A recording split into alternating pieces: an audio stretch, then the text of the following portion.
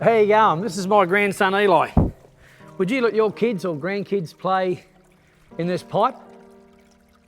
Well, this is actually a pipe the council's left in my backyard. This is Abbotsfield Road, Claremont. So they think this is safe. When this water floods, this goes totally under water. It's 30 metres till you get to the inlet, over 30 metres. Then from the inlet, it's under the highway into the Derwent River. Now, for a child this size, or even my size, fell in a pipe like this when this is raging, you're dead, you're gonna die. But the council think this is safe to leave this death trap. This pipe here has been in my backyard like this for 7 years. Numerous letters to the council, fell on deaf ears. I've now got it in Peter Gutwin's hands, the treasurer. I was put that on the 9th of this month, still waiting for him to get back with a positive answer.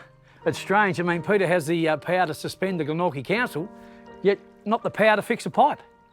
This has been ongoing. When I first moved in here 16 years ago, this creek was 1 metre wide, which that's 1.2, so it wasn't even as wide as that.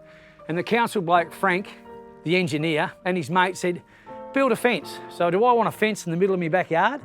So judging what they said, this used to be 1 metre, it's now 4 metres wide.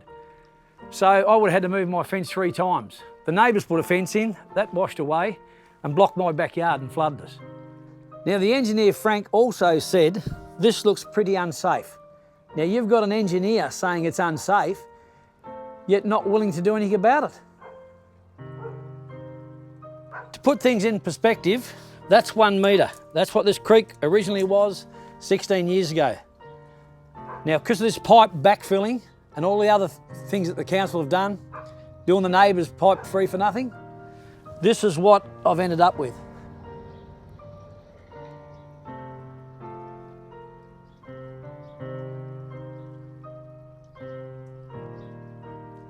It's an absolute joke. So if I was to take the council's advice and fence this, back when I moved in it was 1 metre. It's now at the widest point, 4 metres wide. So, to show you where I first put the fence in 16 years ago, there's now actually, the post is sitting in mid-air.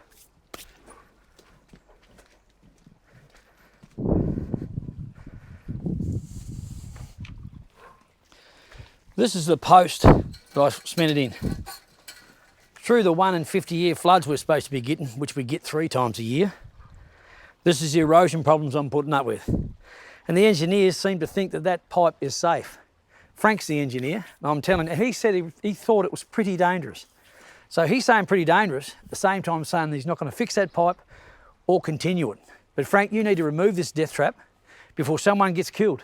For those of you who don't know what a metre is, I know most builders would be laughing by now, but that there, 90, that's 1 metre.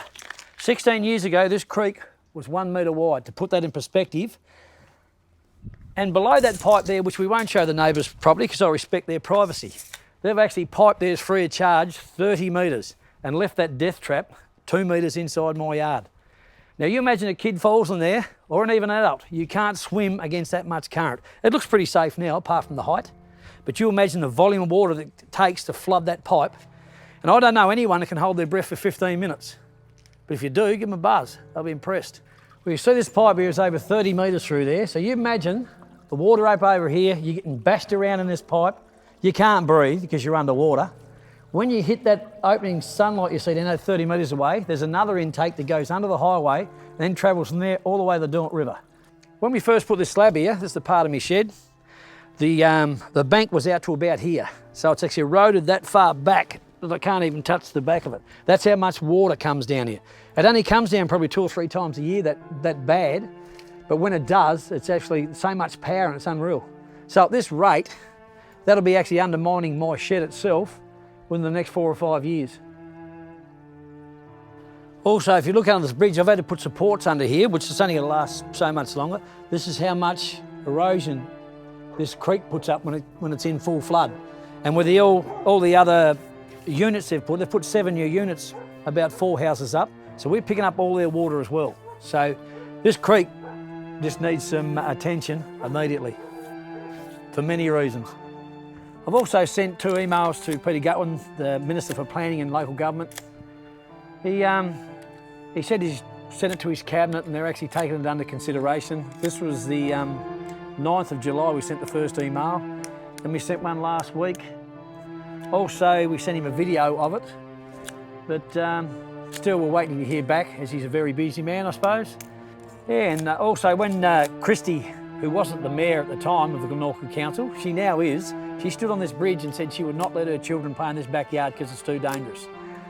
Tried the Mercury, but they wasn't interested because they're quite obviously just a gossip mag. Also, Heart 107. I rang Dave, who I actually know, and said, how about you let me talk to Christy on air so we can air out what she's left here, that she wouldn't do anything. But they didn't bring me back, so they didn't want to expose what's going on here, I guess.